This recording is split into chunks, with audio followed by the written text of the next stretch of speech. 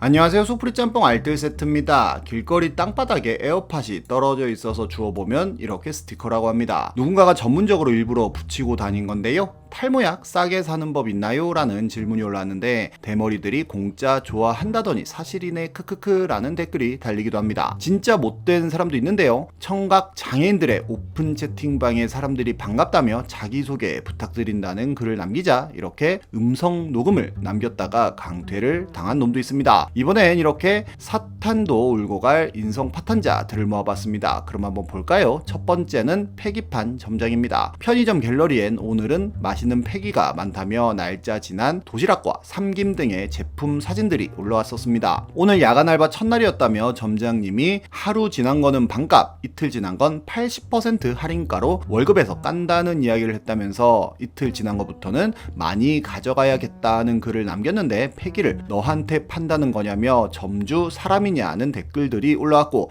글쓴이는 다들 그렇게 한다고 하더라며 아침에 점장님하고 교대할 때 물어본다는 답변을 합니다. 이런 악덕 사장의 끝판왕은 염전에 있었는데요, 2014년 신안의 염전노예 사건 많이들 기억하실 텐데 지적 장애인들에게 직업을 소개해 준다며 납치를 하여서는 감금 후에 염전에서 하루 15시간씩 노예처럼 부리며 밥도 제대로 주지 않고 일을 시켰던 것들이 드러나 큰 파장을 일으킵니다. 피해자가 어머니에게 보낸 편지가 서울의 구로경찰서로 전달되었고, 구로경찰서에 경찰들이 신안까지 내려가 잠입 수사를 펼치면서 해당 사건이 드러났었습니다. 염전주들은 직원들에게 매질을 하고 왜 탈출하는 인부들을 데려왔느냐는 기자의 질문에 집에서 키우던 개가 집을 나가면 찾겠어요? 안 찾겠어요? 라는 대답을 하고, 오갈 데 없는 사람들을 먹여줬는데 나쁜 소리만 듣는 것 같다는 적반하장의 모습을 보여줬었는데요. 심지어 신안군의회의 부의장도 임금 체불로 구속되었고, 이미 공중보건위 의사가 몇 년 전에 경찰에 신고했었지만 외지인은 상관 말하며 묵살당했던 사건이 밝혀지는 등 대환장 파티였습니다. 물론 그 전에도 몇몇 방송을 통해 염전 노예에 대한 이야기는 나왔었는데 2006년 긴급 출동 SOS에서도 염전 노예에 대한 이야기를 했었고, 그것이 알고 싶다에선 배에 갇혀서 일만 하는 사람을 다루기도 했는데요. 그러자 본인 집이 나왔다며 전화번호는 모자이크를 해달라는 글이 올라왔는데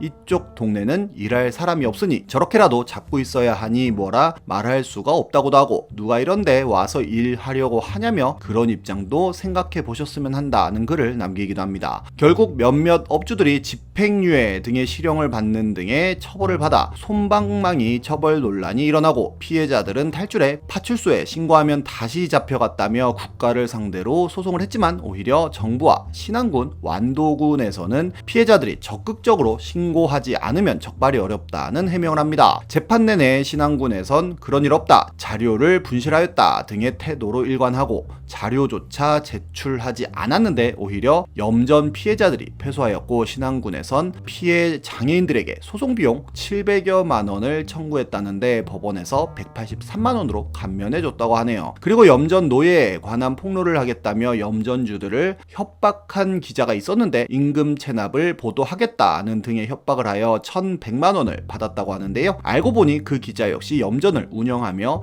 약 1억 원 가량의 임금을 지급하지 않았던 악덕업주였던 것으로 드러납니다. 사건이 터지기 전인 2013년 조사에 의하면 신안의 어민들 중 1년에 1억 이상 버는 분홍 어민만 700명이 넘고 그중 1001념이 가장 많으며 3억 이상 버는 분홍도 많다고 합니다. 그리고 놀랍게도 2018년 해경이 7만 5천 개의 어선, 염전, 양식장을 조사한 결과 신안뿐만 아니라 부산, 울산, 창원, 통영 등의 거의 모든 곳에서 인권 유린이 적발되었으며, 심지어 통영에선 가두리 양식장에서 장애인을 19년 동안 부려먹고 1억이 넘는 임금을 주지 않는 사건이 발생했지만 양식장주는 1년 6개월의 솜방망이 처벌을 받았다고 하네요. 바다에서만 이런 일들이 일어나는 게 아니기도 한데요, 2016년에는 오창읍의 한 축사에서 19년 동안 노예 생활을 했던 일명 만드기가 구조되었었는데 농장주 중 부인만 3년형을 받았다고 하고, 얼마 있지 않아 옆 동네인 청원구 타이어 정비소에서 10년 동안 정신지체 장애인을 부려먹다가 걸렸었는데요, 말을 듣지 않을 때마다 이렇게 거짓말 정신봉이라고 쓰여있는 있는 강목과 곡괭이, 쇠파이프로 폭행을 하고 기초생활, 수급비 및 장애인 보조금 역시 횡령했었다고 합니다. 최근엔 서울의 잠실운동장에도 그런 일이 있었는데요. 2018년에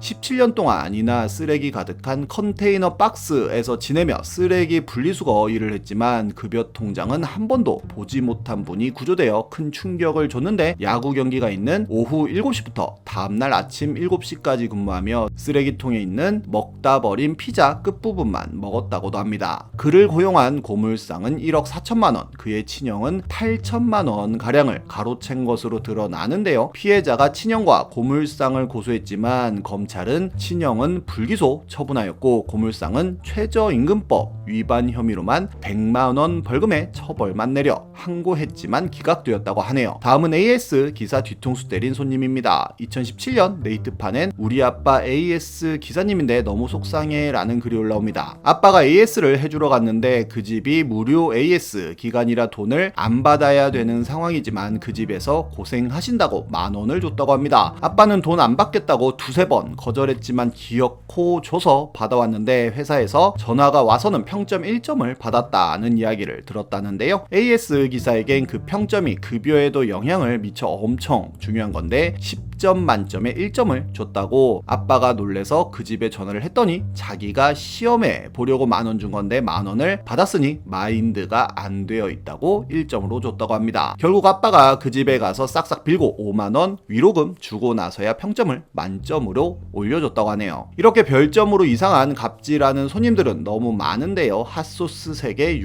600원어치를 주문해 놓고는 리뷰 이벤트 스파게티 부탁드립니다 라는 요청을 한 손님도 있었고, 쌀 알레르기 있음이라는 닉네임을 사용한 손님이 음식을 주문했는데 사장님이 밥을 빼고 배달을 하여 쌀 알레르기는 별점 3점을 주며 도시락에 밥이 빠져있어 급하게 편의점 즉석밥을 사 먹었다는 리뷰를 남겨 사장님은 다음부턴 전화 확인을 하겠다며 사과를 남겼고, 식당에서 생수만 24병을 시키더니 별점 1점에 너무 싱거워요만 남기는 빌런도 있었습니다. 우유를 2월 9일에 받은 손님은 2월 3일자 우유를 줬다며 완전 새 거는 아니어도 양심껏 보내달라면서 별점 하나를 주는데요. 사장님은 유통기한은 2월 15일이라며 평가를 지워달라는 부탁을 합니다. 한 손님은 쟁반 짜장과 삼선 짬뽕을 시키려 했는데 실수로 삼선 짜장을 클릭했다며 짜장을 2개 시키는 건 흔치 않은데 주문 확인을 한번 해주는 센스가 부족하다며 별 3개를 줬는데 사장님은 본인이 신도 아니고 어떻게 그걸 알겠냐며 깊은 빡침을 꾹꾹 담아낸 답변을 합니다. 순살 참숯 핫 바베큐를 순살 참순한 바베큐로 잘못 읽고 주문하고는 아내가 먹질 못한다는 리뷰를 남긴 분에겐 사장님이 차라리 리뷰를 쓰지 마시던지 여러 번 죽인다는 답변을 남깁니다. 음식을 주문해놓고 맛이 없다는 이유로 변기에 버린 사진을 올린 분도 있는데 초밥을 배달시켜 먹고는 변기에 버린 사람도 있는데요. 잘 보면 연어같이 맛있는 건 먹은 걸로 보이기도 했습니다. 교촌 허니 콤보를 주문해놓고는 짜장면에서 머리카락이 나왔다며 별 하나를 준 능지도 있었습니다. 물티슈를 가져다 달라고 했는데 가져다 주지도 않았다며 별점 하나를 준 사람에게 사장님은 없는 걸 가져달라고 하시면 어떡하냐는 답변을 하고 말보로 레드를 사달라는 손님도 있으며 아예 대놓고 평점 내리기 싫으면 토핑 많이 달라고 협박하는 손님도 있습니다. 다음은 미국 의료비 폭탄입니다. 미 대선 주자였던 버니 샌더스가 여러분이 받아본 것 중 가장 터무니없던 청구서는 뭔가요? 라는 질문을 했을 때 제니퍼라는 여성은 대략 3분 정도 살았던 내 아들에게 $600를 청구했다는 이야기를 하는데요. 아기는 거의 바로 사망했기 때문에 의료보험 등록조차 할 수 없었고 본인이 청구서를 받았다며 본인이 의사로 있던 병원이라는 이야기를 합니다. 미국 의료비는 악명이 정말 자자한데 허리 수술로 1억 2천을 청구하고